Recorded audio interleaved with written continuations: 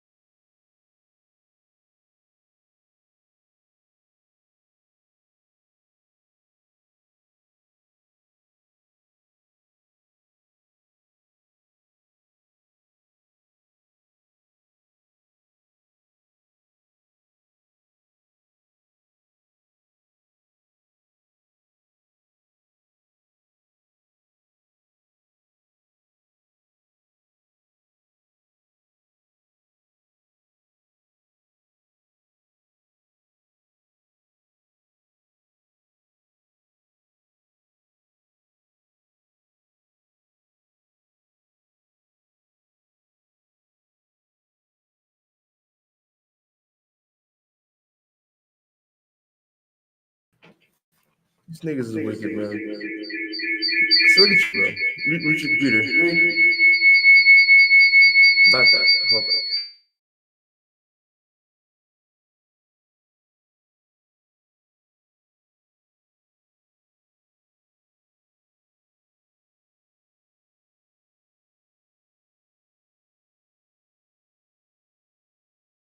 We got a standard here that I'm really trying to. Really trying my damnedest to uphold.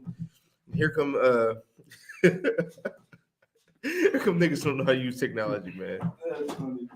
What's up, man? You gonna turn your camera on? Or just gonna be me talking to a poster and shit? You see this, bro? You see what I gotta deal with, man? Lord put me in charge of the flock of these niggas, man.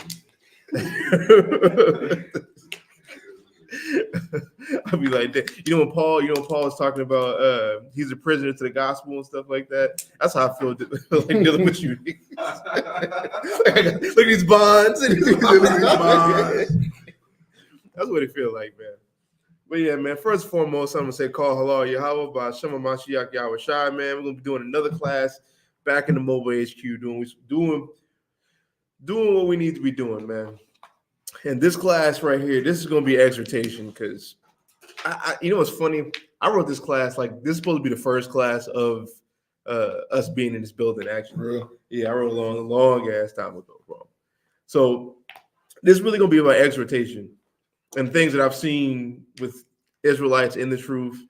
Some of y'all niggas, you know, a lot of people. I've seen this. Like we have to stop using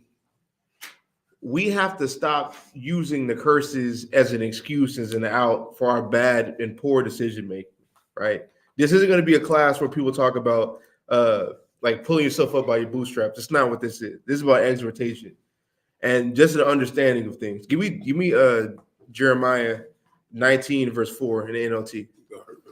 You got to share your screen. I would do something like that.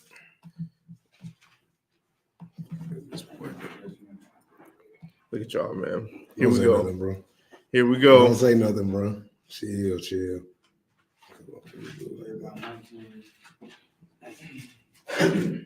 There you go. Jeremiah 29 and 4 NLT.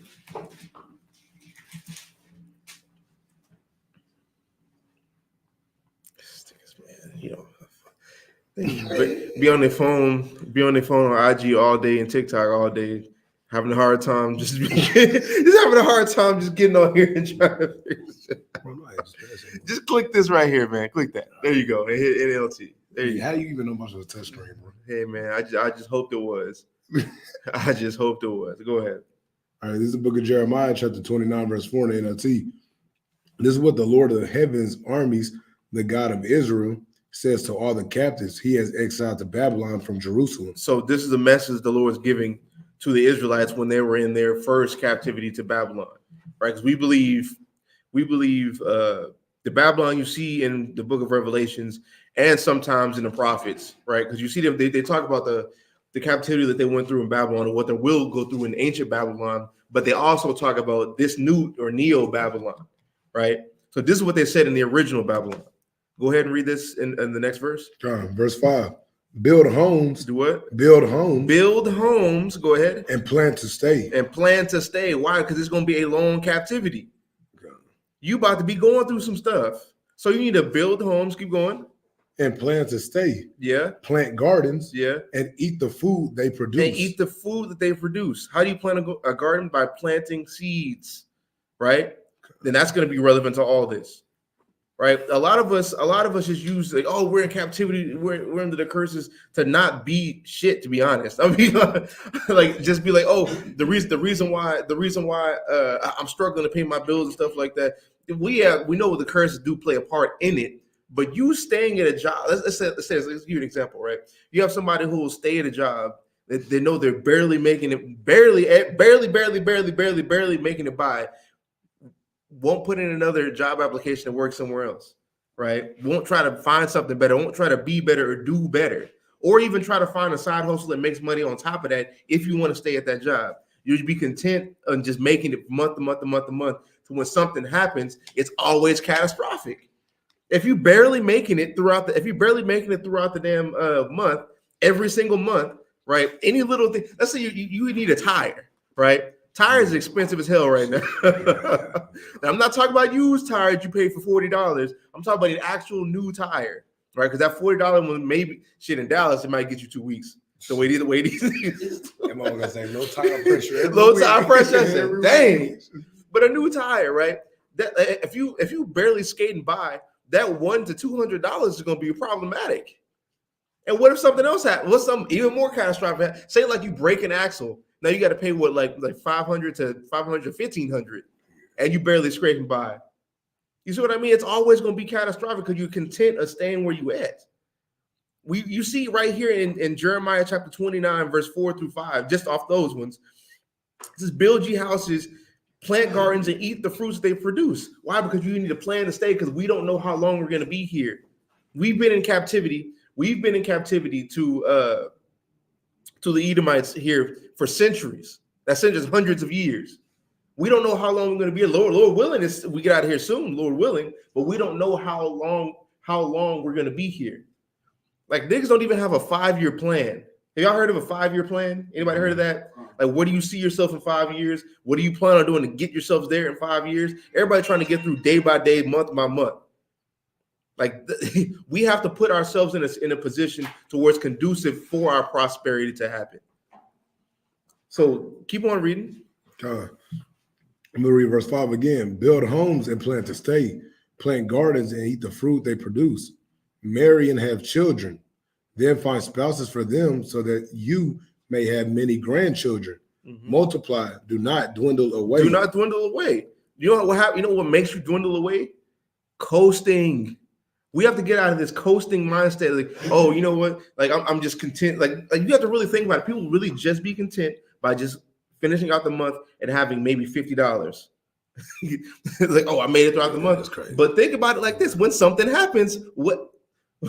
Now you look. No, I got to scramble to figure out how I'm gonna pay for a tire. I got to scramble for if my job furloughs me, like, or gives me a day off that I didn't need. Right? Then it's a problem. Then it's a problem. That's like what, $100, $200 out of your paycheck and out of your monthly budget already. Catastrophic. What if all that stuff stacks? Right? Because now we can bring the curses in about all the things that happens. Like, say, like Deuteronomy 28:66. Your life shall hang in doubt. Right?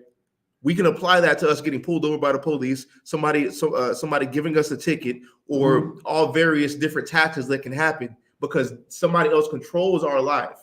So something can happen on every single time. It will be catastrophic. Think about that. It will all stack up, right? So matter of fact, keep going.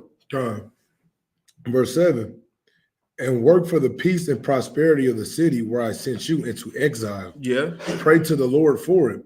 For its welfare will determine your welfare. Mm-hmm. Its welfare will determine your welfare. Go ahead.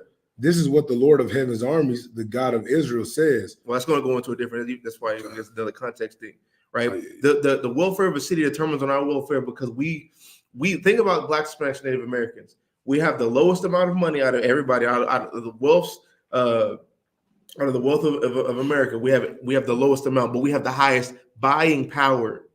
That's why you see how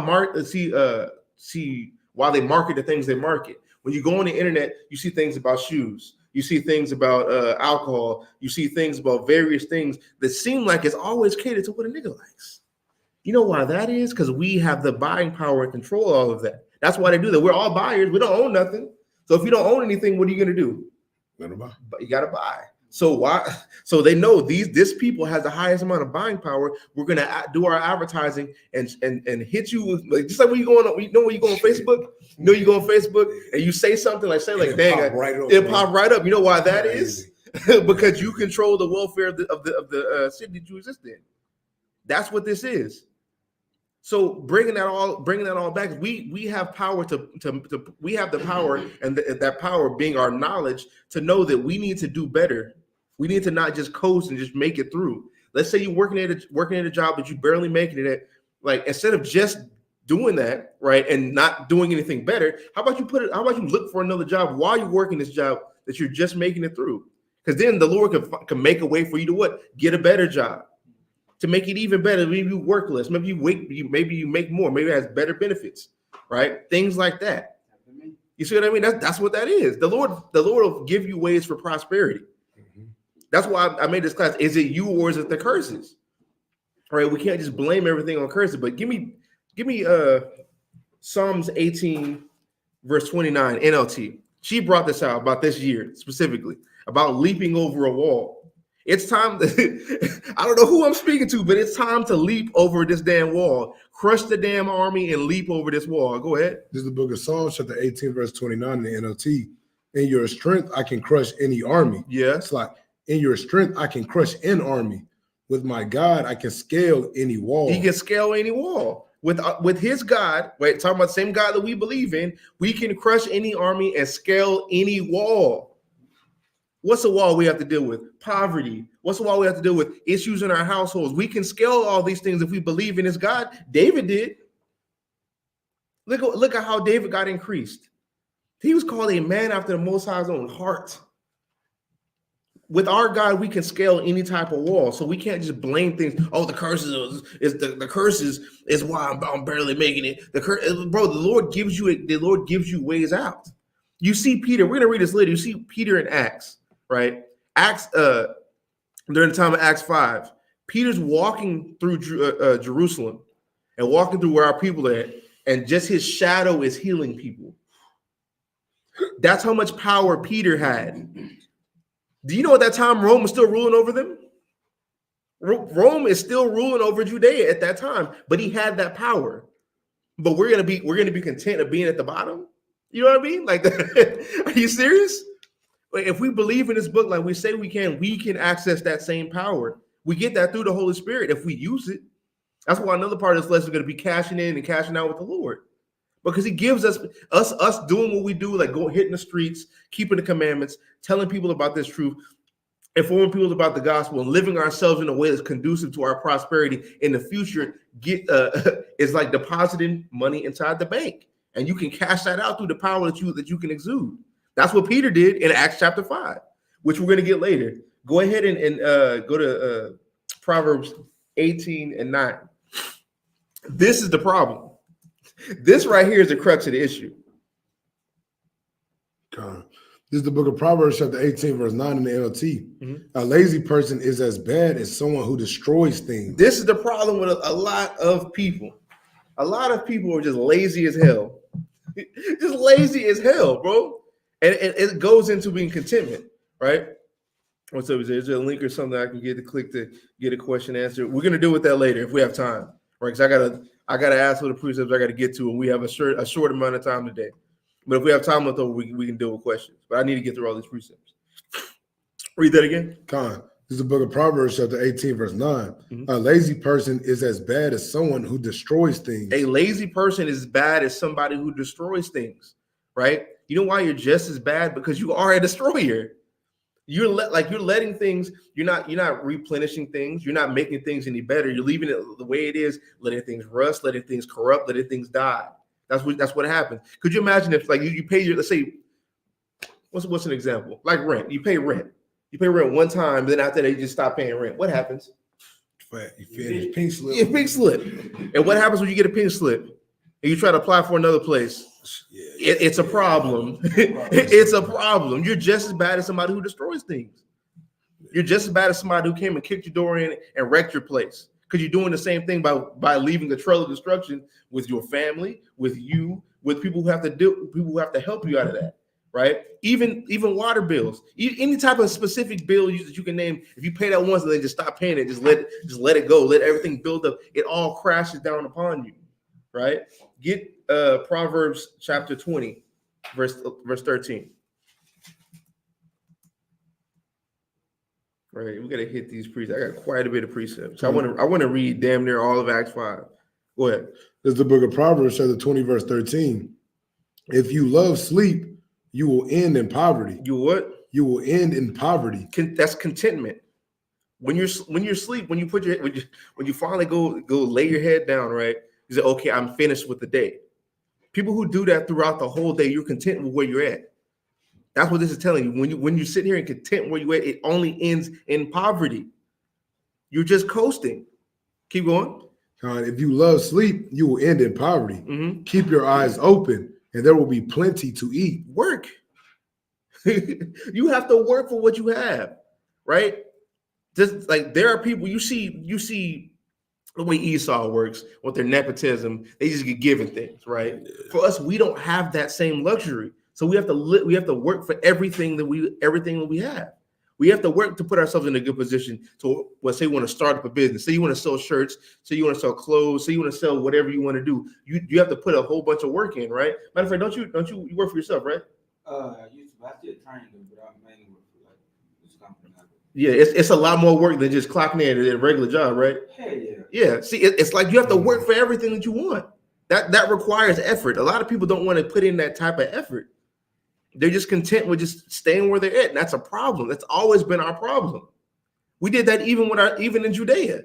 Oh, we got our temple. Give me Jeremiah 7. This wasn't even part of this. Is a quick point. Jeremiah 7. I wonder what it says in the NLT. Go to just started 1. God. This is the book of Jeremiah, chapter 7, verse 1. The Lord gave another message to Jeremiah. He said, go to the entrance of the Lord's temple and give this message to the people. O Judah, listen to this message from the Lord. Listen to it. All of you who worship here, this is what the Lord of heaven's armies, the God of Israel, says. Even now, if you quit your evil ways, I will let you stay in your land. Mm-hmm. But don't be fooled by those who promise you safety simply because the Lord's temple is here. And that's what the Christians do, really. That's what Christians do. You see how they act? Oh, we have our pastor, we have our church. We have people always coming in and out. So we're doing the righteous thing. But they don't amend their ways. They don't repent. They don't do anything. They don't do anything that puts themselves in right standing with the Father. We was doing that same thing in Judea. Oh, God's temple here. That means he's obviously with us. But the Lord says, if you amend your evil ways, then you can stay here. Because what happens when we don't amend our evil ways? Captivity, kicked out of our land, die. He sends a sword afterwards. He destroys his temple, which he did, which he did before, and which he did again in 70 AD. Keep going. Verse 4, verse 5. But I will be merciful only if you stop your evil thoughts and deeds and start treating each other with justice. Mm-hmm. Only if you stop exploiting foreigners, orphans, and widows. Only if you stop your murdering, and only if you stop harming yourselves by worshiping idols. Mm-hmm. Then I will let you stay in this land that I gave to your ancestors to keep forever. Mm-hmm. Keep going. Go down. Okay. Which is the temple of these. You must have read that already.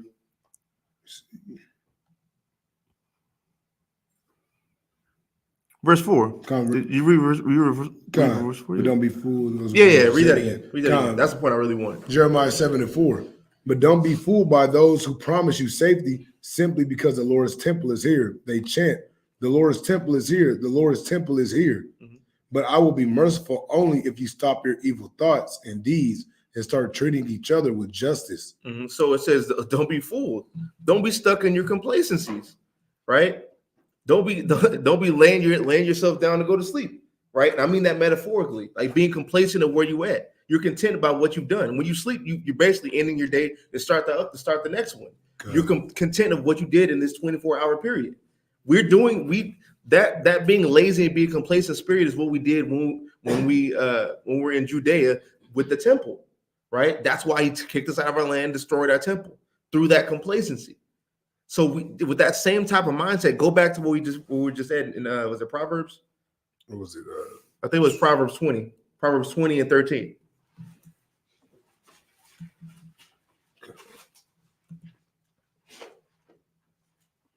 This is the book of Proverbs, chapter 20 and verse 13. Mm-hmm. If you love sleep, you will end in poverty. Mm-hmm. Keep your eyes open, and there will be plenty to eat. There will be plenty to eat. Keep your eyes open, meaning what? Right? Working, putting effort in. That's what you have to do. Effort in everything. People just be content with just reading the Bible and then just working a piece of garbage job and just saying curses. Oh, curses. Yeah, like we have to deal with the curses, but a lot of that stuff really is just nationalistic things. Looking at as far as we're going to be in captivity, right? We're in captivity now. I'm just trying to make it simple, right? We're in captivity now. We were in captivity at the time of Jeremiah and and Lamentations, things like that, right? The Lord told us, build houses, have children, right? Seek the prosperity of the city because it depends on its welfare. Your welfare will depend on its welfare, right? Yeah. Plan to stay. I got a So, precept for everyone. go ahead. This is the book of Proverbs, chapter 11. Ecclesiastes, chapter 11, verse 4. He that observeth the wind shall not sow, and he that regardeth the clouds shall not reap. Shoo! It's heading clouds, man. That'd be a lot of Israelites, right? They just gonna it's just like we have to stop using this type of ideology as an excuse and a way out to just be where you're at. Like we can all do better. It ain't hard for you to get, like, even us with kids. I couldn't imagine like letting myself be in a position to where anything can happen and it's catastrophic, and I have my kids and my wife to depend on me, right? That's not in my spirit. That's why I have different avenues to make money. Hell, honestly, right? You can even leverage yourself in this truth to do that. That's something a lot of people don't do, right? You can put yourself in a position to make money and to put yourself in a position to basically not have to worry about specific things. It's very specific things, right? So go back to we read this already. Go to Ecclesiastes 10 and 18. Like this is about this whole class is about exhortation and doing better, right? Also call Yahweh Bashem Yahweh Shai, man, Miss Veronica, right? your mom's in chat for your gracious donation, man. All praises. Go ahead. This is the book of Ecclesiastes, chapter 10, verse 18. Laziness leads to a sagging roof. Hold over fast. What is this? Booyakai.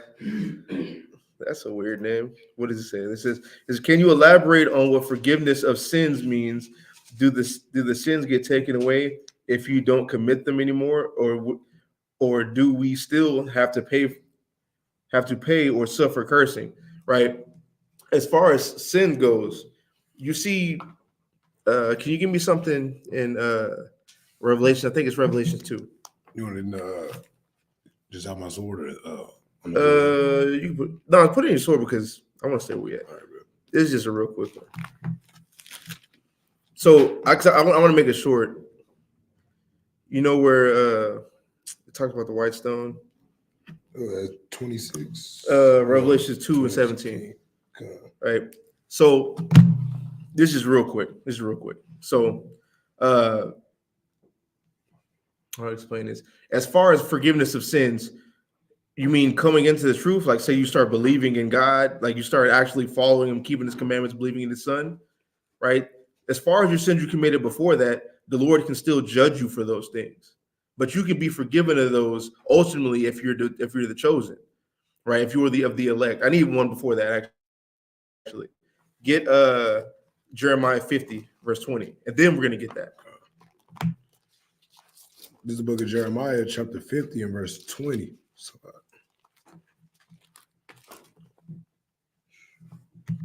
In those days and in that time, said the Lord, the iniquity of Israel shall be sought for, and there shall be none, and the sins of Judah, and they shall not be found. For I will pardon them who I reserve. I will do what? I will pardon them whom I reserve. That's the elect that the Lord is predestined. So they're going to be pardoned. For you to be pardoned for something, you have to committed a sin.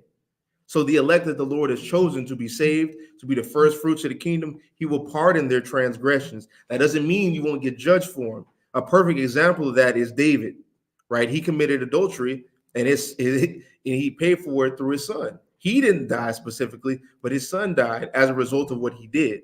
But he was pardoned from that transgression. So now give me 2 and 17. Yeah. This is the book of Revelation, chapter 2, verse 17. He that hath an ear, let him hear what the Spirit saith unto the churches. To him that overcometh will I give to eat of the hidden manna, and will give him a white stone, and in the stone a new name written, which no man knoweth, saving he that receiveth it. So people take this verse, a lot of people take this verse and say a whole bunch of different things. Now, I explained this before. In Greco-Roman culture, the white stone that you're going to be given, this is regarding judgment, like on Judgment Day. But in judgment, in Greco-Roman culture, you will be given a white stone for you to be not guilty or innocent, or the black stone to be guilty. Right? The people who eat of the hidden manna are the people who the Lord has chosen to follow Christ and will follow him and endure all the way until the end. Those people are going to be given the white stone, shown to be innocent. That's what's going on in Jeremiah chapter 50, verse 20, when he pardons those who he's reserved. That pardoning is you getting the white stone, right? But you still get judged for the things you've done, right? You still, like something can still happen to you. That bam, now you're getting judged, right? Okay. But ultimately, at the very end of all things, when it comes down to Judgment Day, if the advocate Yahweh Shai Mashiach advocates for you, right, and you were the ones who chosen, you'll be given the white stone and forgiven, right? That's what this means. This is if we could judge after repentance. What is Hebrew? Look, I wasn't even going to stop for questions right now. I just did that because I was already thinking about that earlier, right? Let's see. I can do. Matter of fact, I'm gonna deal with those later. What does Judah say? He says, I'm gonna leave this question here because I might miss the rest of the lives. Since we know the Sabbath is lunar, the ones who believe and keep the Friday night to Saturday Sabbath, are they sinning the water? I mean, they're gonna have to take that up with the Father, right? Because I mean, yeah, they're gonna just take that up with the Father. Because I was gonna say something that I would have to give a whole breakdown to. Yeah, to me, I feel like the Lord will notice that they're trying to keep a Sabbath, right? Even though I don't agree, nor does I'm not going to do that. I don't agree that that's the Sabbath, but since the Lord is going to show us grace in our captivity and rehearsing the righteous acts, and we're all going to see eye to eye when Yahweh comes back, right? I believe the Lord will give them grace for that. And acknowledge the fact that they're attempting to do something, like attempting to keep the commandments, unlike the Christians. Yeah, who say the Lord is the Sabbath. That's wild. The Lord is bro. I'm trying to figure this out. Watch this, right? This real quick before you get back on. If the Lord is the Sabbath, you mean Christ, right? But if Christ is part of the Godhead, and the Godhead said keep the Sabbath, who do we listen to? Who are we listening to? Y'all want to talk about our doctrine, assholes? Who are we listening to? We listen to Christ. We listen to God. We listen to both. Well, how do we listen to both? If Christ is the Lord of Sabbath, so we don't have to keep it, and He's our rest. But the Lord said, the Father, right? God the Father said, you have to keep the Sabbath. It's because He died. You see, man. He died on the cross. You know how to keep the Sabbath. The Sabbath died with him. It's confusing. It's confusing. Because if I have time, I can hit it at the end, right? Just ask it again. But let's go back into this. God. This is the book of Ecclesiastes, chapter 10, verse 18. Laziness leads to a sagging roof. Remember, laziness leads to a sagging roof. You see it. You see your roof sagging. Right, keep going. Idleness leads to a leaky house. Now it's concaved. And you sit there, you see it. You're like, oh, I'm gonna deal with it later. I'm gonna deal with it later. And then boom, now water starts running into your house. What is this water, metaphorically? Masculine. What is this? Anybody can answer this question? What is this water? Shit, being late on your rent. A little deeper than that. Give me Matthew 21. Matthew 7 and 21.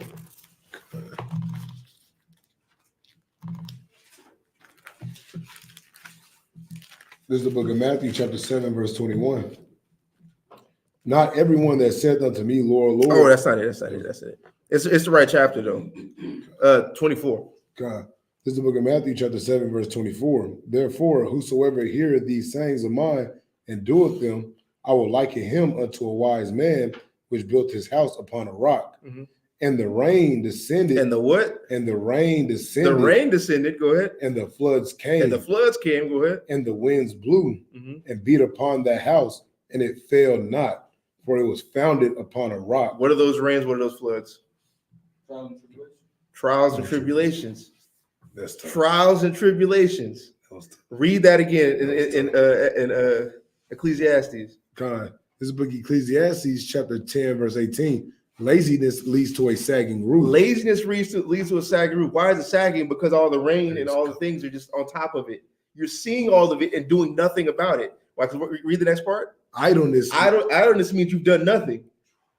You've seen all the trials and tribulations, right? You see all this stuff happening to you. You're doing nothing to fortify that roof. And that roof is over you and your family, right? You're not doing nothing whatsoever to fortify that roof. And now you finish it off. Idleness leads to a leaky house. Now it's concaved, right? Your roof is falling through. You see that? We have the ability. We have what was the first verse brought out in Jeremiah 29:4 and through 24 and 5. It said, build your houses, man. You're not building your house if you sit there doing nothing. You're not building your house or fortifying your house if you're sitting complacent and where you at in life, right? You're not fortifying. You're buying time until that shit concaves, and now you gotta be like, oh, I need some help. You see what I mean? I need to do this. Right. That's why I want to start this lesson off. This is a great lesson. I really wanted to start this one off when we first got here. Right. Now it's a problem. Go to I need to amplified. You just hit amplified. Go to 13 and 4. I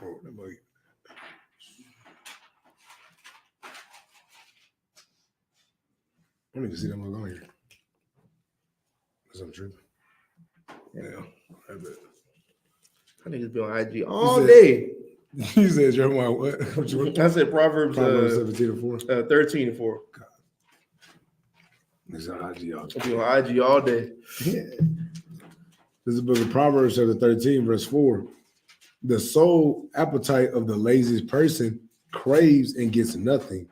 See that? The soul or appetite, right? What you want. Right, the lazy person craves. We want all these things. Oh, I wish I want to do this. I want to do this. I want to get that. I'm gonna take my family here. I want to go do this. I want to buy this clothes. I want to do X, Y, and Z. Right. The soul of the lazy person craves and gets what? God, the soul of the lazy person craves and gets nothing. And gets nothing because you didn't work for shit. You know what I mean? You didn't work for nothing. You didn't put yourself in a position to get this, but you've been lazy. Keep going. For lethargy overcomes ambition. It overcomes ambition. All the things you have ambition for, right? You being lazy and being lethargic, right? Or what they say in the health world, is it sedentary? Yes, Sedentary. You being damn sedentary with your ambition and your work and your lifestyle, right? And you want all these things, you can't get it. It's overcame your ambition. Keep going. But the soul of the diligent who works willingly is rich and abundantly supplied. And look at that. It's rich and abundantly supplied. That comes with the scriptures too. That comes with your knowledge of the scriptures as well. Y'all got to cash in with the Lord. Right? It's time. It's time for you to cash in and cash out, bro. Go to I need the NIV.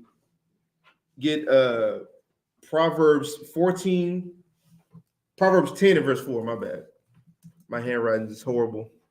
That's crazy. This is the book of Proverbs, chapter 10, verse 4 in the NIV. Lazy hands make for poverty, but diligent hands bring wealth. Lazy hands make for poverty, right? But diligent hands bring wealth, right? Diligent means you work, you put in an effort, right? Just like how you had to make your calling and election sure. That comes with what? Effort.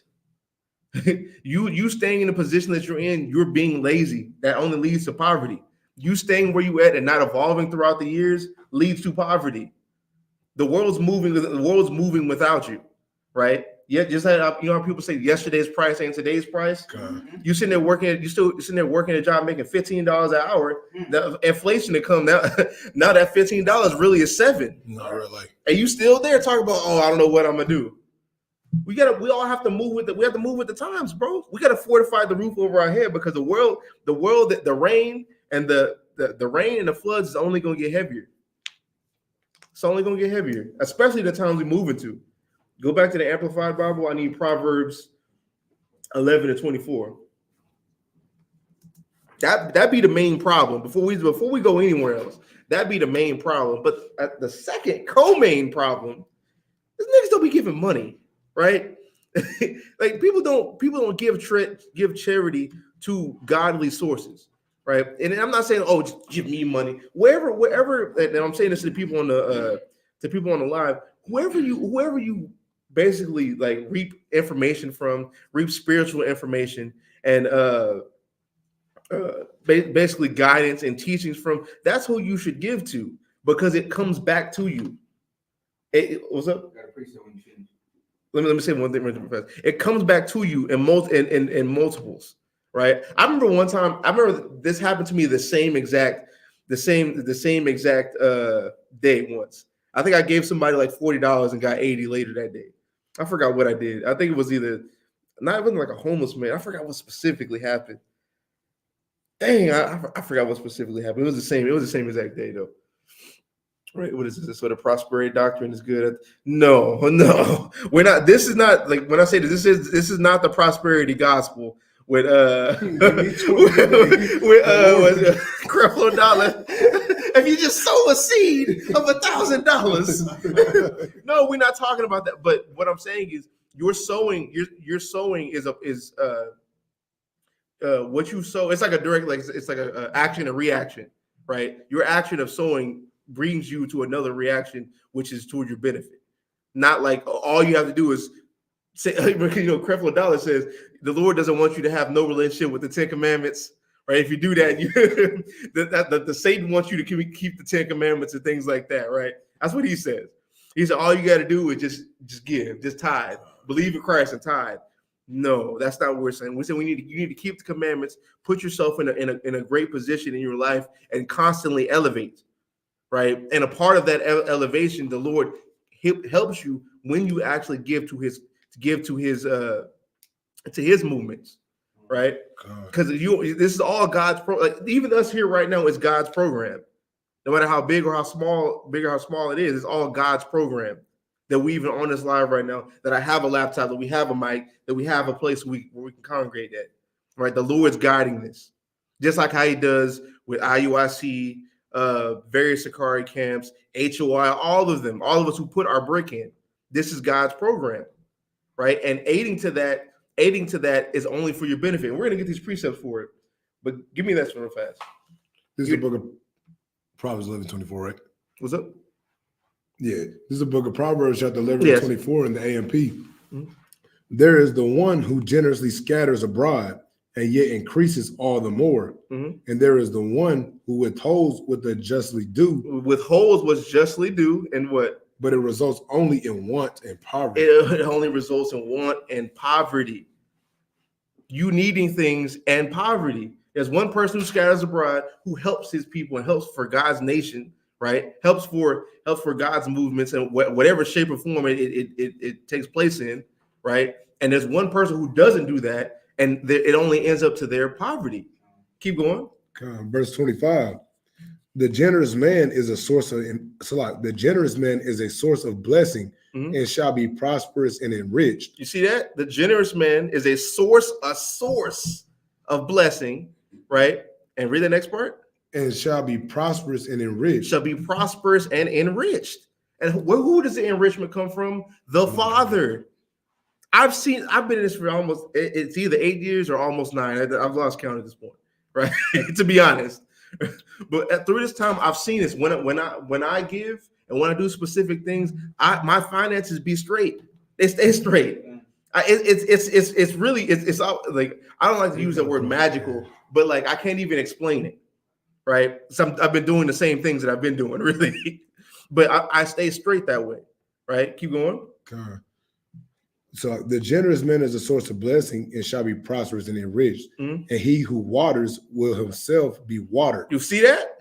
He who waters will himself also be watered. Go ahead. Reaping the generosity he has sown. Reaping the generosity he has sown. You get that back from the Father. Keep going. The people curse him who holds back grain, mm-hmm. when the public needs it. When the public needs it. And we will be the public in this aspect, not just us. Not just saying give all the money to Sicarii or give all the money to Sicarii Dallas, but the aid. And matter of fact, aid don't even have to even be in just in money. right? It could be for like, say, like you want to give the prophets some food. You want to help us get somewhere. You want to do something to aid this cause. If you believe we're doing something, and if we're doing something in the name of the Father, you can help us in any kind of way you possibly can. Okay. We'll receive it. Like that, it comes back to you in multiples, right? Is there more on that? Just read the verse again. God, the people curse who holds back grain when the public needs it, but a blessing from God and man is upon the head of him who sells it. Him that sells it, right? Blessings come back. Give me Sirach. I need Sirach. Just pull it up in this tab. All right, Sirach 12 and 1. That's what that is. It's Sirach 12 and 1. Yeah, that's where it goes. This is the book of Hold on real Sirach. fast. Oh, shoot. It says, how do you Booyaka shot? Brother, you gotta have a better name. Bro, that's so weird saying it out loud. But it says, how do you elevate without learning the way of the heathen? The way of the heathen is their law, statutes, and commandments. Whatever their ethno-religious styles are. Ours is when you keep the commandments, you're not doing the way of the heathen. That's the opposite of that, brother. It is just not. It don't have to be super deep, right? Keep going. Con. This is the book of Sirach, chapter 12 from the top. When thou wilt do good, know to who thou doest it. So shall thou be thanked for thy benefits. So shall thou be thanked for thy benefits, right? Know to whom you're doing it. Like if you believe people out here, like say like either Sicarii, HOI, IUIC, Sons of Thunder. Who else am I missing? Wi-Fi. If you believe these people are of God and doing God's work, do good to them. Keep going. Gone there. You need the whole chapter because it keeps going. Con. Verse 2. Do the good to the godly man, and thou shalt find recompense. Yeah. And if not from him, yet from the Most High. Yet from the Father, right? So if you do good unto the godly man, right? If he can't pay you back, right? Don't even worry about it, right? If he can't pay you back, the Lord pays you back, and I've seen that. I think a lot of people in here have seen that, right? If somebody can't directly help you back after you help them out, the Lord comes through somewhere down the line. Okay. Somewhere down, and then you just and the Lord goes out of his way to show it too. That's would be crazy. The Lord go out of his way to show that see you did a good deed. Right, it's crazy, man. Go ahead. Verse 3. There can no good come to him that is always occupied in Yule. Yule. Is that you said it? It's evil. Evil. That's you got the whole case. Yeah, I was trying to figure out. Evil. Nor to him that giveth no alms. Yeah. Give to the godly man and help not a sinner. Give to the godly man and help not a sinner. That's going to like the causes you support, right? Just like how you have people like Black Lives Matter, right? People want to brag about giving to Black Lives Matter, but Black Lives Matter supports Planned Parenthood. So Planned Parenthood comes from eugenics. Eugenics is going into basically wiping out specific races, and the targeted race is Black people and Hispanic people. That's counterproductive. You're literally doing something counterproductive. And spending that money in gay strip clubs. That too. Spending money. That's crazy as hell. Like, all these things, all the things that they stand on is counterproductive to Black people specifically. So you giving money to them, you're supporting that. That's why I said, can't eat. Read verse 3 again. Verse 3. There can no good come to him that is always occupied in evil. Yeah. Nor to him that giveth no alms. So the good that you want to give is just going to multiply and amplify their evil. They'll have more money and more resources to put that money towards evil acts, like Planned Parenthood. Like that's what that is, right? And I saw something too. I wanted to hit. So he said, "Sorry for so many questions. Apologies for my ignorance. It's cool, brother. Like I mean, we was all Titus 3. We was all once fools once. We all had our starting place, bro. Let's just say it like that. We all had our starting place, and we all just elevated from there, bro. It's cool. So get Matthew 12 and 14. KJV. I mean NLT. It can be KJV. It's fine. I don't know what it says in NLT. This is the book of Matthew, chapter 12, verse 14 in the KJV. Then the Pharisees went out and held a council against him, how they might destroy him. Verse 15, but when Yahushua knew it, Whoa, did I say 14? 41. Same chapter, just 41, verse 41. This is the book of Matthew, chapter 12, verse 41. Some casualty to my handwriting, man. The- That's not right either. Yeah, that's not right either. Try mark. Let me see. 14 and 41. 14, do 14, 12, 14. Let me see. And when they were come, they sent them down, man. So we know that. Oh, it was Mark. 12, I'm a casualty. I'm a casualty to my own handwriting, bro. It's Mark 12 and 41. God. This is the book of Mark, chapter 12, verse 41. And Yahushua sat over against the treasury and beheld how the people cast money into the treasury, and many that were rich cast in much. Mm-hmm. And there came a certain poor widow, and she threw in 2 mites, which make a farthing. That's basically like a penny. Go ahead. And he called unto him his disciples and said unto them, verily I say unto you, that this poor widow has cast more in than all they which have cast into the treasury. Why did he say that? Because she gave literally the last that she probably had. She gave the last she probably had. It meant more.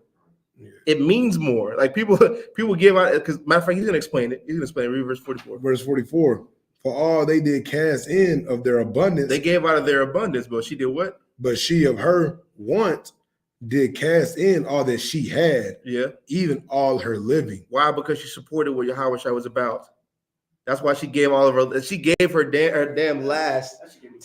She gave her damn last so that Yahushua and his disciples could increase in their treasury so they can go farther with the resources that they had. So that's why, like people shy away from talking about things like this because like it's like the whole aspect of money. Like, oh, you guys just being like the Christian church. It's not about being about the Christian church. It's just that things cost money. We need resources. Everybody needs resources for any type of movement whatsoever. That's why everybody has like a donation link. That's why everybody has a if you can do this link, right, or email or something like that to which you can help. You need resources for any type of movement. The Black Panthers, freaking Black Lives Matter. Damn it, every single one of these churches, you need resources to do things, right? To have any type of movement. We all put our own resources in. Hell, I put a couple $100 in the treasury the other day, right? We have to have resources to basically do what we do to our highest capacity, right? So, what was I gonna say again? Go back to Sicarii 12 again. Okay. Also, Barakatah Buyaka. It's the sign for the screen. Screen the water for edification. All praises, man. It's not that it's so bad. It's just like just reading that out loud every time. It's kind of it's kind of weird. Did you get that in Sicarii? Yeah, 12 and verse 5. Yeah, start verse 1. Verse 1 again. This is recapping. This is the book of Sicarii, chapter 12 on the top. Mm-hmm. When thou wilt do good, know to who thou doest to. Mm-hmm. So it's a lot. So shalt thou be thanked for thy benefits. Yeah. Do good to the godly man, and thou shalt find a recompense.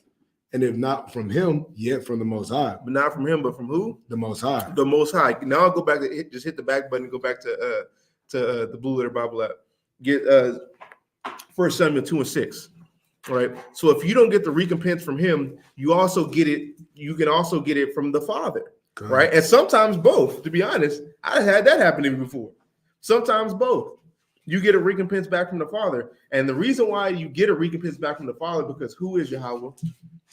He is the existing one. He controls reality and the realm we exist in, right? So he can make anything happen. You remember when Yahweh, I don't know if y'all remember this or not, but in the Gospels, I think they asked Yahweh, what did they ask him? They asked him about a source of money. I forgot if they was going to pay tribute to Caesar or not. And then like they just threw their hooks out and found the fish that had money in it, the exact amount of money that they needed. Wow. They're crazy. Like that. How does that even happen? We were just talking about that with your The know Most what I High mean? literally make it fall from the sky, bro. Yeah, it make it fall from the sky. Yeah. What random, like, think about what happened before that. What random person just puts money in a fish And it was like, and just throws it out there? Yeah, the Lord controls reality, so we can make things like that happen. He can make it happen, but you have to mess with him first before he mess with you. That's how you always been. So that's why it says, like, if you don't get a recompense from him, you'll get one from the Father, because you're helping one of his sheep. You remember when Yahweh Shai said, like, to the I brought this out to my manager the other day. I forgot what we was talking about like when Yahweh Shai talks about those, like, when you fed me, or did you visit me when I was in prison, and something else he said. And Yahweh Shai was like, you did all these things when you cared for one of my sheep, right? That's the recompense that we get from the Father when we care for one of his sheep. If we do something for one of his sheep, he will give you a recompense, because he controls reality, and he can make that come out of nowhere. Like bro, I'll give you a perfect example, bro. We came from SmackDown yesterday, bro. We just walking. Someone's wife just found a whole like 50 on the ground, bro. And think about this, right? There was a crowd of people walking for us, walking not for us, but around us, right? We just walking. Me and my wife, she just picks it up and we just go. She's like, "Oh, you found the 50." Yeah, anybody could have found. People walking on top of it. Anybody could have found it. She found it. You see that? That's out of nowhere. The Lord does those things. We can't forget about the type of God we serve. He can literally move mountains for you if you believe in him. And that don't mean just saying, "Oh, I believe." That shows that's your actions. Go back to First Samuel 2.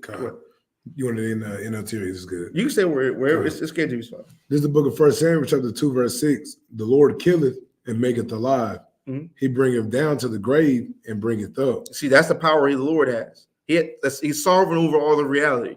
Go ahead. The Lord maketh poor and maketh rich. The Lord does what? Maketh poor and maketh rich. So if the Lord makes poor and maketh rich, he can make you rich, or basically give you a recompense if you are being generous to your brother, right? But he also makes poor. How does he make you poor? By you being idle. We already read these scriptures earlier about folks being damn lazy and being content with the rain over top of their head and letting their roof cave in. That's how he allows you to be poor, so you can learn your lesson, so you can be chastised by it, because that don't feel good. That don't feel good, looking at sitting here and analyzing your entire situation and what you're in, and understanding that it's your fault. That's not a good feeling. I've been in that situation a whole bunch of times in my life. Like, damn, I could have literally avoided all this. Could you imagine that? I literally said it. Like, dang, if I'd have just did what I was supposed to do.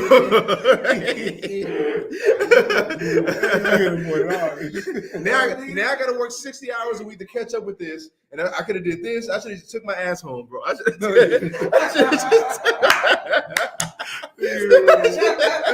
be like that. It'd be like that. It'd really be your fault. And it was crazy, bro. My dad wasn't good for a whole bunch of lessons. But he did tell me this one, man. He's like, ain't nobody gonna bail you out of no situation. Anything that happened to you is your fault.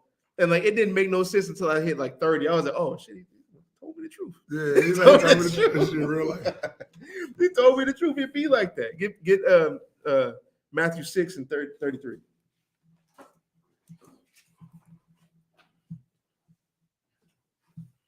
This is the book of Matthew, chapter 6, verse 33. Mm-hmm. But seek ye first the kingdom of God and his righteousness, and all these things shall be added unto you.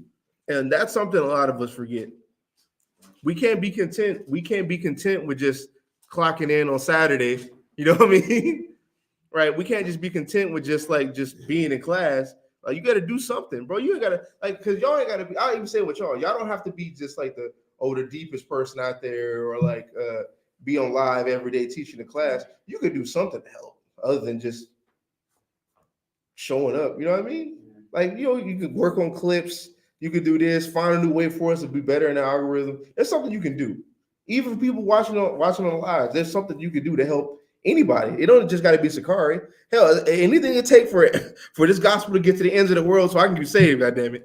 I ain't worried about the like. It ain't got to be just about hold on this right here. Let me see. Let me get that on camera. It ain't got to be just worried about this, man. It can be IUIC. As long as you can get me saved out of Babylon, I'm for it. Let's do that. You know what I'm saying? But do something, bro. Let's do something.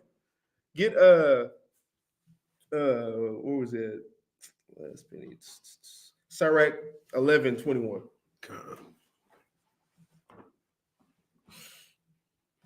This is the book of Sirach, chapter 11, verse 21.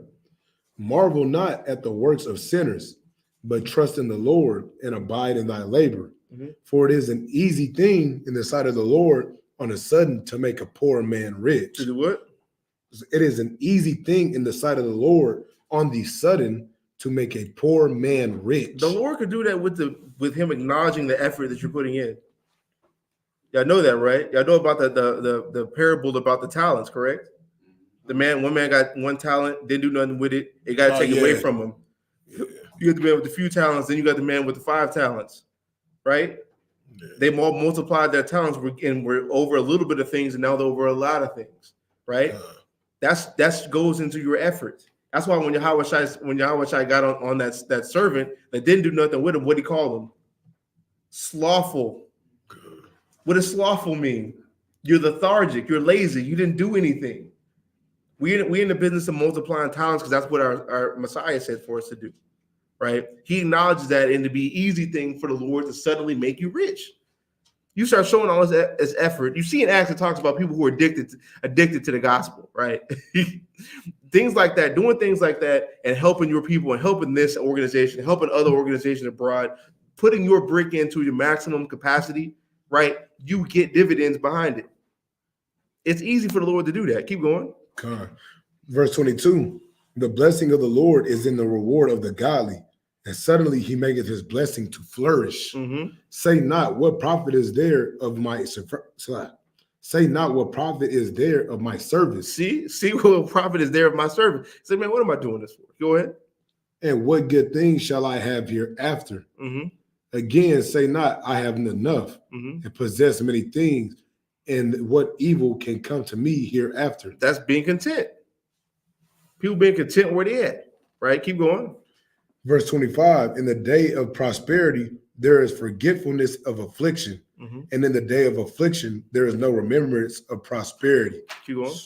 For it is an easy thing unto the Lord in the day of death to reward a man according to his ways. It's an easy thing for the Lord to reward a man according to his ways, right?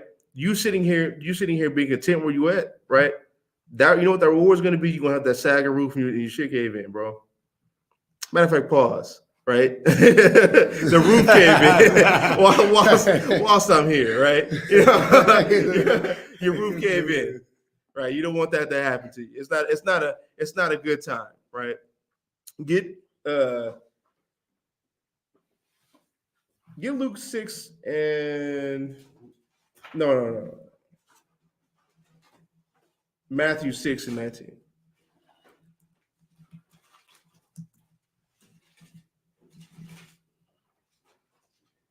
This is the book of Matthew, chapter 6, verse 19. Lay up for yourselves treasures upon lay not up for yourselves treasures upon earth, where moth and rust doth corrupt, and where thieves break through and steal. But lay up for yourselves treasures in heaven, where neither moth nor rust doth corrupt, and where thieves do not break through nor steal. For where your treasure is, there will your heart be also. There will your what? For where your treasure is, there will your heart be also. So now there's a dichotomy right here. You have people who are just only focused on money and riches and power and things like that. That's the people who you see in the world, like the Jay-Z's, the Beyoncé's, all of them who have like all this authority in the world through what they did by being an entertainer, being a sports player, or all these various things. They don't care about this. They don't care about the Bible. They don't care about God. They'll say, "Oh, I thank God for this," but we all know what God that is, right? It's freaking mammon. That's what that is. But Yahweh Shai says, lay up for yourselves treasures in heaven. What is laying up for yourselves treasures in heaven? Like blessings. Like things like we were just going into giving alms and everything. So like you said, if a man's not able to give it back to you, the Most High will. So like in times of trouble and tribulation, or like Jacob's trouble, you can be hid and then be preserved. Yeah, that's the majority of it. But that's also putting your brick in, right? Giving alms, putting your brick in, being a brother, things like that. That's how you lay up for yourself treasures in heaven, and you can cash that in through the prosperity that you have from those actions. It's almost like stocks, right? It's almost like stocks. Like how it's like if you had the insider. What we do is insider trading. You know about a stock that's about to rise and never going to fall. You know what that stock is? Yahweh. All you got to do is buy you some stock, buy you some shares in it. You buying shares by being a brother, giving alms, doing X, Y, and Z that we've already mentioned, right? You know that stock is going to rise, and you can cash some of that out. And that the way that that's shown through is through your prosperity here. Now you got a better job. Now you got a job where you work less, right? And you make more. You got better benefits. Everything around you flourishes. So you want to start a project of doing this, it just flourishes because the Lord's with you. We've seen brothers like this in this truth. It ain't just when I'm not just saying chief. There's other brothers in this truth who just flourish, right? Go to Psalms 1:1. One of my favorites. This is the book of Psalms, chapter 1, verse 1. Blessed is the man that walketh not in the counsel of the ungodly, nor standeth in the way of sinners, nor sitteth in the seat of the scornful. But his delight is in the law of the Lord, and in his law doth he meditate day and night. So let's start from the top on that one, right? It says, blessed is the man. This is a question I really should have asked y'all earlier. It says, blessed is the man that walketh not in the counsel of the ungodly. What does blessed mean? Favored. Yes, it means favored. Like you're favored. Like think about like you know how like what's a good example? What's a good example of that? You know how people say like they're well off than other people? Blessed. Like you're favored. You have favor. You have favor with the Lord to get what you have. Right? That's what this is. Keep going on this though. Blessed is a man that walketh not in the counsel of the ungodly, nor standeth in the way of sinners. You're not in the world. That's what this is going to. The way of the sinners, right? This is the world. Go ahead. Nor sitteth in the seat of the scornful, but his delight is in the law of the Lord, and in his law doth he meditate day and night. And we know colloquially we use law for the Torah and the prophets, right? This is what you live in. This is your way that you've conformed yourself to. That's not just the law and the prophets. That's also Yahweh's words. Deuteronomy 18:18, that prophet which the Lord's going to raise up, and he's going to put all his words in his mouth, and the Lord's going to require of us if we don't abide by those words. So that includes Yahweh. So if you conform yourselves to what he said and what the Father said and what the prophet said, which really is the Father's words, right? That makes you blessed. Cashing in and buying to that stock that's never going to fall, it only rises, right? Cashing into that makes you blessed. Following after that's what makes you blessed. Keep going. Verse 3. And he shall be like a tree planted by... Oh, my bad. Read verse 2 again. Verse 2. But his delight is in the law of the Lord. Yeah. And in his law doth he meditate day and night. So it says he meditates day and night. That don't mean you sit here and read the Bible day and night. It technically can. But what he's trying to show you is this person doesn't deviate at any time. Right? They're like, whether it be night, whether it be day, whether it be in front of people, or whether it don't be in front of people. They're integral. They maintain integrity. Right? Keep going. Verse 3. And he shall be like a tree planted by the rivers of water. Yeah. That bringeth forth his fruit in his season. Which bringeth forth his fruit in season. What? His leaf also shall not wither. Yeah. And whatsoever he doeth shall prosper. Whatsoever he shall do, it shall prosper. Did that say only in your land? That didn't say only in your land. Did that say if you're under captivity of the Romans or the Medo-Persians or all them? That didn't say none of that. If we keep these laws, statutes, and commandments to the best of our ability, conform our lives to it, we can be prosperous. So we can't just use the curses as an excuse all the time to be complacent and work BS jobs, barely make it, stuff happens catastrophic. No, we got to ask people for help. Now we don't know what we're going to do. Yeah, look at your kids and tell them we can't afford clothes. Things like all stuff like that, bro. We can do better. Everything we do Get Acts 5:1. Everything we do, right, can be a lot better off than a lot of other people because we're cashing in on the stock that we bought in Yahweh. Why don't we put Yahweh to the test, right? That's something. Why don't we do that, right? Why don't we put Yahweh to the test? Let's cash in on the stock that He's given that we bought, right? Why don't we collect a dividend off of that stock? Why don't we do that? Go ahead. But this is the book of Acts, chapter 5, verse 1. But a certain man named Ananias and with Sapphira, his wife, sold a possession and kept back part of the price. Mm-hmm. His wife also being privy to it, and brought a certain part and laid it at the apostles' feet. But Peter said, Ananias, why has Satan filled thine heart to lie to the Holy Spirit and to keep back part of the price of the land? We don't really need this part. Go down. Keep going. Till they died. Nah, it's after that. Okay.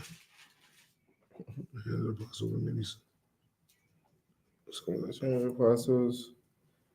It started verse 12. Okay. This is the book of Acts, chapter 5, verse 12. And by the hands of the apostles were many signs and wonders wrought among the people, and they were all with one accord in Solomon's porch. So the Lord wrought many He wrought many signs and wonders among the disciples, among the apostles. Right? How did they get this? How did they get this power? By believing in Yahweh Shai. By believing in Yahweh Shai and following Him, they received power. That's that blessing, and that's being well off and being prosperous, right? And we're gonna see that. We're gonna see what that power does, right? Keep going. Verse 13. And the rest durst no man join himself to them, but the people magnified them, and believers were the more added to the Lord, multitudes both of men and women, insomuch that they brought forth the sick into the streets and laid them on beds and couches, that at the least the shadow of Peter passing by might overshadow some of them. Overshadow some of them. This man was so prosperous. This man had so much power that he walked past the sick. His shadow hit the sick and healed them. But we complain and talking about we can barely make it throughout the month. I mean, you either believe in this Bible or we don't. Right, you know what I mean? We can't sit here and complain about the situation we're in, but we see somebody who believes in Yahweh Shai Mashiach receive power. And matter of fact, read the next verse. Come on. Read the next verse. Verse 16. There came also a multitude out of the cities round about unto Jerusalem, bringing sick folks, and them which were vexed with unclean spirits. Yeah, and they were healed every one. They were healed every one. But we sit here complaining, talk about the curses, we can't forgive it. Like, come on, bro. Like, come on.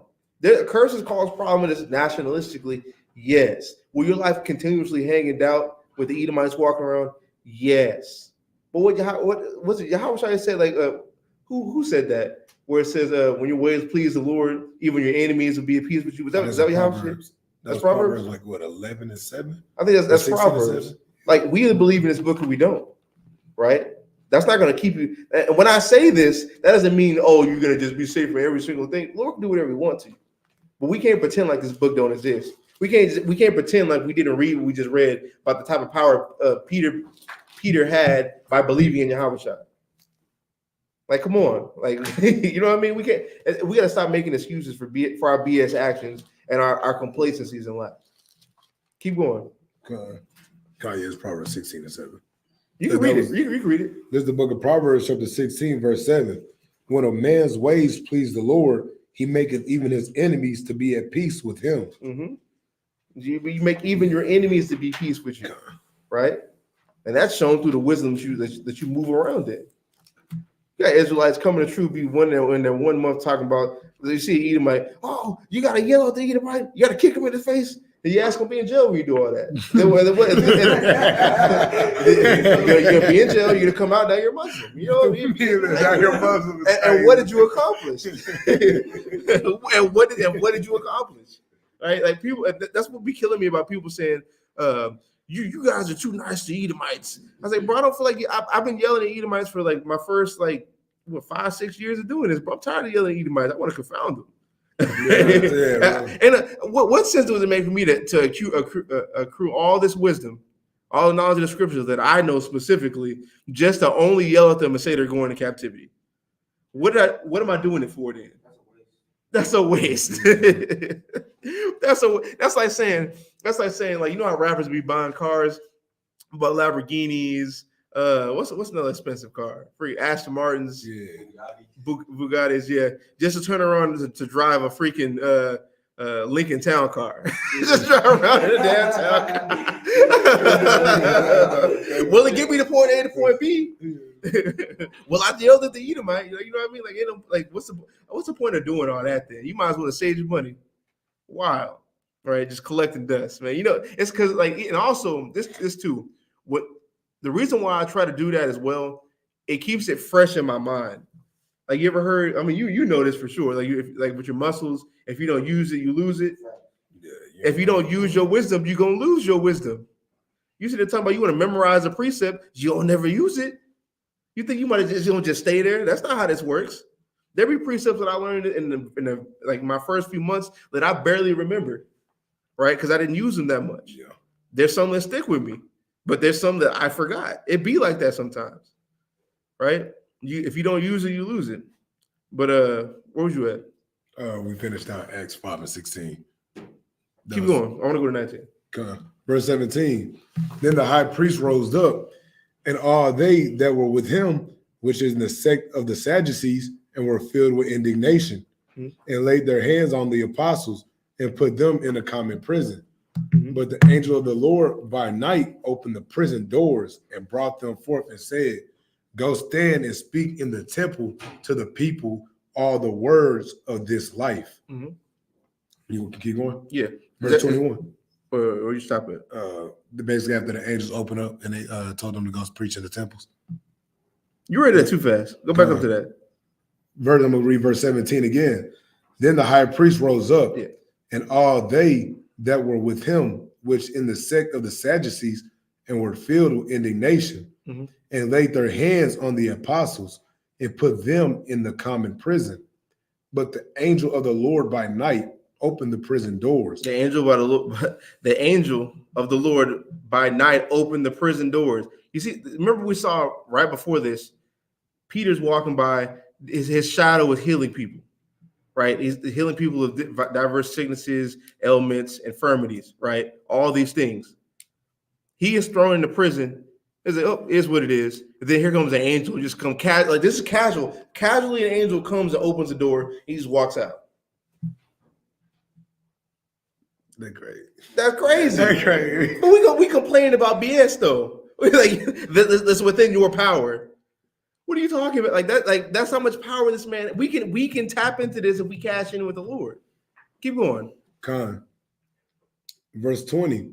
Now I'm gonna read verse 19 again. But the angel of the Lord by night opened the prison doors and brought them forth and said, go stand and speak in the temple to the people all the words of this life. Now check this out. That wasn't happening to other people, right? As far as like people like outside of the apostles and stuff like that. Lord might just send angels just come slide them out of there like that. Okay. He's doing that to the people who actually cash in with the Lord.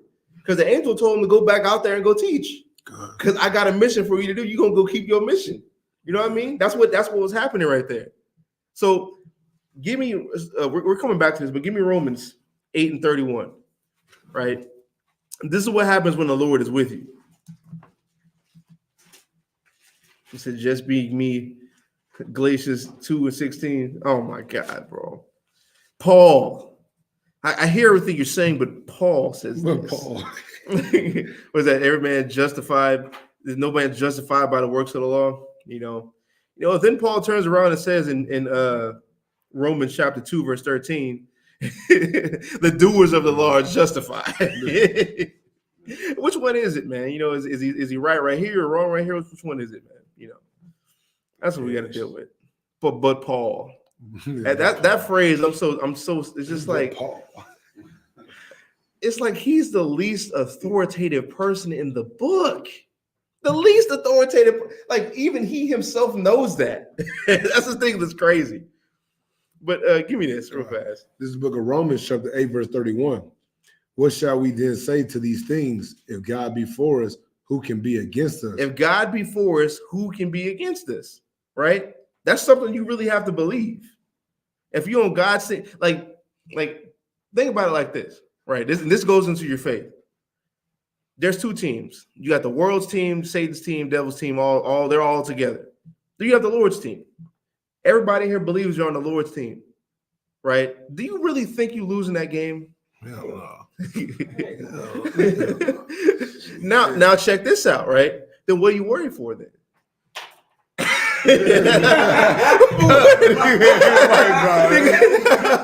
I mean, let's be honest. So check this out, right? Let's make it a little bit worldly for niggas to understand, man, because your ball's life, right? So let's say there's 5 people on the court at one time on one team, correct? Yeah. You're gonna be on the court. The other 4 people are Michael Jordan. Do you think you're losing that game? If he ain't got no lips, so shit, make no play. Oh my God. I forgot y'all young cats. Wait, let me make it to because I know y'all young cats, bro. If the other 4 is LeBron James, do you think you're losing? We ain't LeBron. I forgot, man. I forgot y'all ain't never seen true greatness before, But hey, you'll catch up one day. Y'all niggas said, listen to young NBA young boys. Young boy can't do no wrong, apparently. Yeah. Get 2 Chronicles 15:2. Bring it right back out. This is the book of 2 Chronicles, chapter 15, verse 2. You want the Chronicles, right? Or do you want Corinthians? Chronicles. Just making sure, I got you. Yeah, you know me, man. This is the book of 2 Chronicles, chapter 15, verse 2. And he went out to meet Asa. Is it Asa or Asa? Asa. Okay, yeah. He went out to meet Asa and said unto him, Dang, man, dang, bro. I remember this dude we met named Asa in Temple. Was you there when we went to Temple that one time? No, I don't think so. Damn, bro. I remember, was you with us? Was you even with us then? Probably not. I don't think so. Oh, that's back when Osmond Waff was here. Yeah, we had went to Temple. That's where I'm from. And Jew from Temple. We had went to Temple, and there was this dude holding camp by himself, just holding it down by himself over there, right where I used to live at. It was crazy. His name was Asa. I ain't never forgot about him either. We got to go back out there. I wonder if he's still out there, still holding. I wonder if he could build up a camp out there. You really could. It's in the hood too. You really could. That shit just reminded me of when we said that. I forgot about dude. All right, okay, go ahead. This is the book of 2 Chronicles, chapter 15, verse 2. And he went out to meet Asa and said unto him, Hear ye meet Asa and all Judah and Benjamin. The Lord is with you while ye be with him. Mm-hmm. And if ye seek him, he will be found. It's a lot. And he went out to meet Asa and said unto him, Hear ye meet Asa and all Judah and Benjamin. The Lord is with you while ye be with him. And if ye seek him, he will be found of you. But if ye forsake him, he will forsake you. So this is what it is, right? The Lord is with you when you are with him, right? If the Lord is with you, can't nobody be against you, correct? Okay. But if you forsake him, he will forsake you. So think about it like this: y'all play sports in high school, right? What happens if you start failing your grades? Finished. What happens if you fail your grades? Man, you ineligible. Yeah. You're uneligible. Yeah. You thought you was playing linebacker today. You thought you was about to be in the linebacker today. That you ineligible, man. You do what makes you ineligible in this truth? Sinning, not doing nothing, sitting on the couch, complaining, videos on, you sit there. You want to tell the prophets, how they should be teaching while you sit on the couch, you know what I mean? We got plenty of them, right? Things like that. That stuff like that makes you ineligible. And you think you're on God's team, but you've truly forsaken it. Just like when you was playing football in high school, right? You forsook your team when you didn't put your part in, when you didn't put your brick in your classes to make yourself eligible. It's the same exact thing. That's crazy, bro. That is real. That's what happens. Go to John chapter 21 and verse 15. Let's go to what Yahweh said. This is the book of. Whoa, what the hell? That is not what I wanted. You type in Jonah. Oh my God. Yeah, type in. You You might type in the whole thing. It's like a Tribe Called Quest, man. crazy as hell. This is the book of John, chapter 21, verse 15. So when they had dined, Yahushua said to Simon Peter, Simon, son of Jonas, lovest thou me more than these? Mm-hmm. He said unto him, Yeah, Lord. So people say that. People say, do you love Yahweh Shai over everything? A lot of people say, yeah. Right? What did Peter say? He said, yes, Lord. But what did he say after that? Thou knowest that I love thee. Mm-hmm. He said unto him, Feed my lambs. Do what? Feed my lambs. You gotta feed his lambs. That don't just take place in camp. That don't just take place in on live classes, showing up to class. That take place in being addicted to the gospel, like the apostles and disciples were in Acts. You need to do something. You know what I mean? Do something. Do more. What Kobe Bryant say? Do more. So I'm already doing the most. Do more. What does that mean, Kobe Bryant? More. Like you got to do more. Right? A lot of people don't even do the minimum amount. Which matter of fact, I don't even know what that is actually. But the minimum amount to the requirements of even Sicarii, right? People don't even do that, right? And that's they don't do nothing, right? What they say is a teacher, look out for you.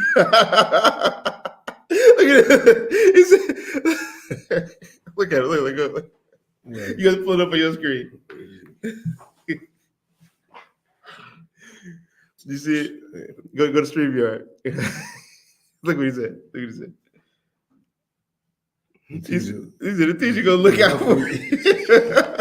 Niggas gonna say, well, Yahweh Shai the advocate, so he gonna look out for me.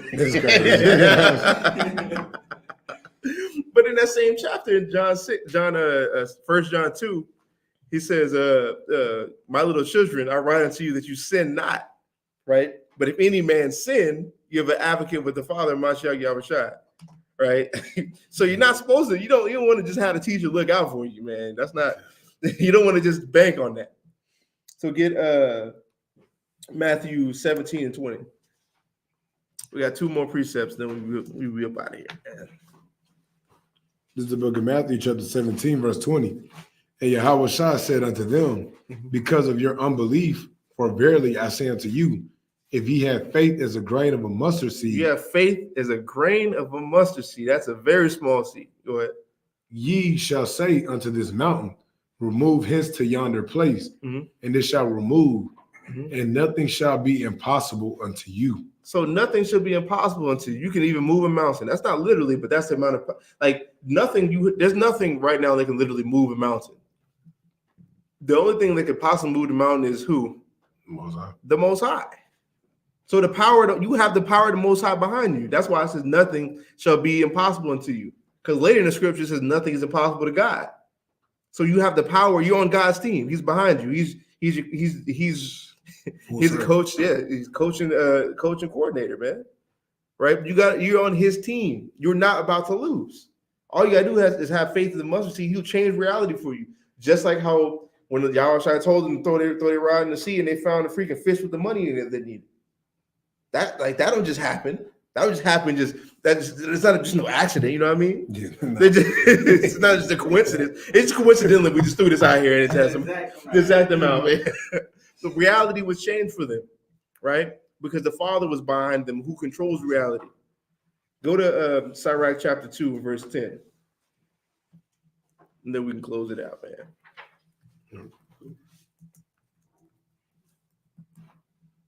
Go ahead, man. Sirach 2 and 10.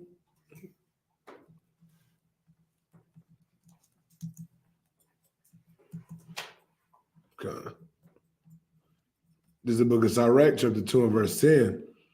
Look at the generations of old and see. No, hold on right there. Look at the generations of old and see. Right? The generations of old is who all of our forefathers. We believe we're Israelites, correct? Let's look at all of our forefathers and what happened with them. Right? Go ahead. Look at the generations of old and see. Did ever any trust in the Lord and was confounded? Was anybody who trusted in the Lord and was confounded? Were they just left there and forsaken? That didn't happen. We see our brothers get saved out of a lot of different situations. Various prophets get saved out of situations. Things happen with David especially, right? All of our forefathers who did a tremendous work and had belief in the Father, they were all never confounded, never left forsaken. Keep going. Or did any abide in his fear Mm-hmm. and was forsaken? Yeah. Or whom did he ever despise that called upon him? Yeah, go ahead. For the Lord is full of compassion and mercy, long suffering and very pitiful, and forgiveth sins, and saveth in time of affliction. He saves in time of affliction. And that's only going to happen if you're with him. A lot of people just being ineligible. You know what I mean? You don't want to be ineligible. You be ineligible, you're not going to have any type of assistance whatsoever. And that comes through complacency. That comes through being lazy and not wanting to be better, right? And allowing the water and the floods to build up on top of your house so it caves in. That's why we can't just be like, oh, it's the curses, the curses, the curses. Nah, nigga, it's probably you. You know what I mean? It's probably what's happening as a result of your mismanagement of your life. That's what it boils down to, right? A lot of these women be like that too. But I mean, that's another subject. But with that, I'm gonna say, call hello Yahweh by Shem Mashiach Yahweh Shai and Shalom. Shalom. We gotta get to camp.